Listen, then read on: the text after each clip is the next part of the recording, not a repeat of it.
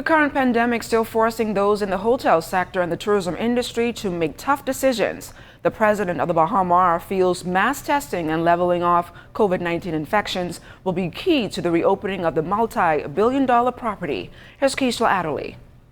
Even 6 months later, uncertainty persists. The World Health Organization recorded a record one-day rise in the number of new coronavirus infections, nearly 308,000 cases over 24 hours.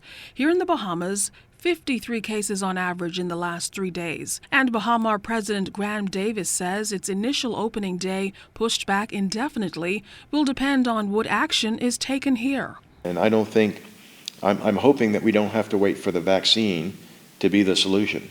But I do believe that widespread testing and contact tracing and getting the virus under control is a great solution.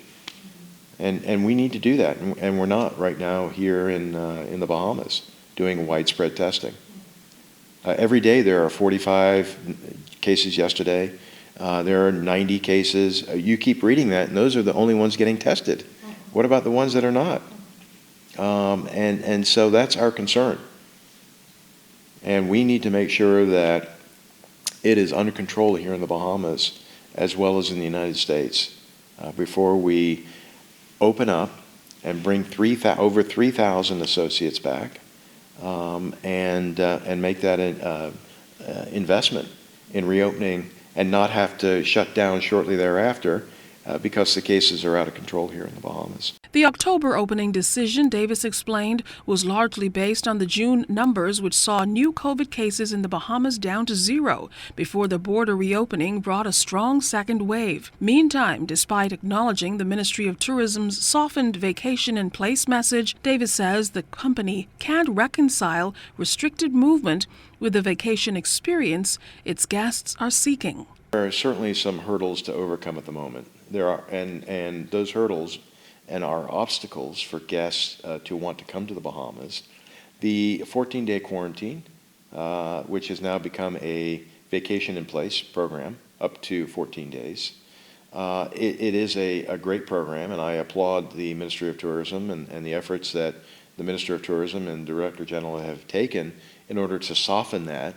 But that really does need to get down to where there is no quarantine for our guests arriving, because that is an impediment to travel. Vacation in place is a quarantine, and we need to make sure that guests have that free ability to come here to the Bahamas and enjoy the experience here at Bahamas, but not having to feel that they are trapped in a hotel. Bahamas has and continues to lose millions of dollars with the closure and continues to shell out benefit payments and salaries.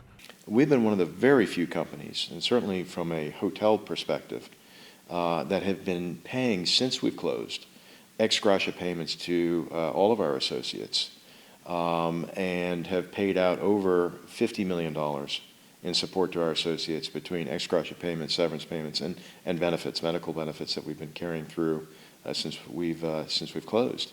In addition to that, we've been paying in advance the NIB payments and also the government assistance program that the Ministry of Finance has been providing.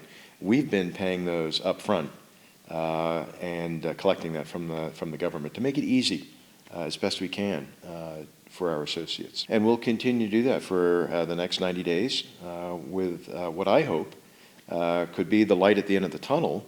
And it could be up to that 90 days, could be sooner, it could be possibly later. It really depends on what happens here in the Bahamas. Keishla Adderley, ZNS Network News.